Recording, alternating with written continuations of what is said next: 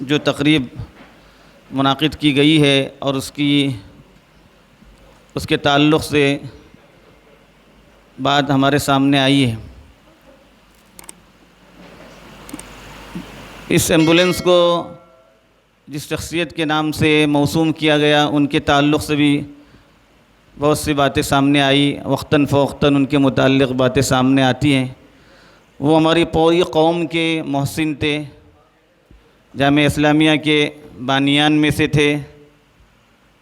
اور کئی ایک اداروں کے نہ صرف بانی رہے، سرپرست رہے، بلکہ اپنی آخری دم تک، زندگی کے آخری دم تک وہ متحرک آدمی، ان کے لیے شاید ہی بیٹھنا ممکن ہی نہیں تھا،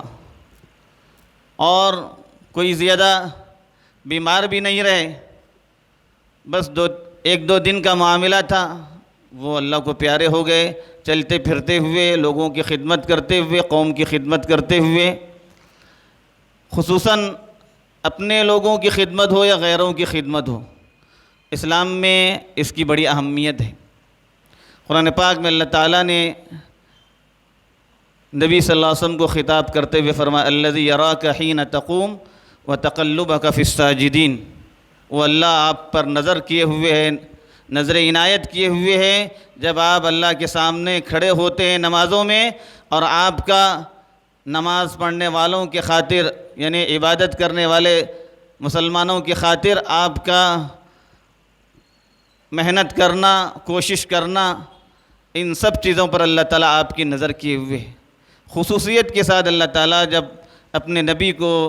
خطاب کر کے یہ بات فرما رہا ہے کہ ایک طرف عبادت، دوسری طرف خدمت، اور خاص طور سے اپنے مسلمان بھائیوں کی خدمت۔ اسلام کے اندر مسلمان بھائیوں کے ساتھ، اپنے برادران وطن کے ساتھ بھی انسانیت کے ساتھ خصوصی خدمت کی طرف توجہ دی گئی، اس پر ابھارا گیا، اور انسانوں کی خدمت کے ساتھ ساتھ جانوروں کے ساتھ تک اچھے سلوک کرنے پر اسلام کے اندر ابھارا گیا۔ ایک ایسے مذہب کے ماننے والے لوگ ہیں ہمیں زندگی ایسی ہی گزارنی چاہیے کہ ہمارے ذریعے انسانیت کا بھلا ہو، اللہ کے جو بندے ہدایت سے محروم ہیں، دین سے، ایمان سے دور ہیں، ان کے سامنے کم از کم ہم اپنی زبان سے نہ صحیح، کم از کم اپنے عمل کے ذریعے، اپنے قول و فعل کے ذریعے، اپنے کردار کے ذریعے، اپنے اخلاق کے ذریعے ان کے سامنے دین کا پیغام رکھنے والے ہوں۔ ہمارے معاملات ان کے سامنے کچھ ایسے ہوں کہ اس کو دیکھ کر ہی صحیح وہ لوگ سمجھنے پر مجبور ہو جائیں، سوچنے پر مجبور ہو جائیں کہ آخر یہ لوگ کس دین کے ماننے والے ہیں۔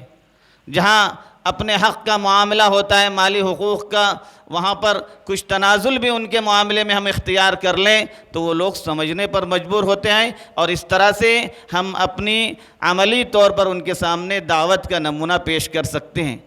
وقت طویل ہوگا، ہمارے حضرات علماء کرام بھی موجود ہیں، میں اس موقع پر ہمارے عتیق الرحمن صاحب کو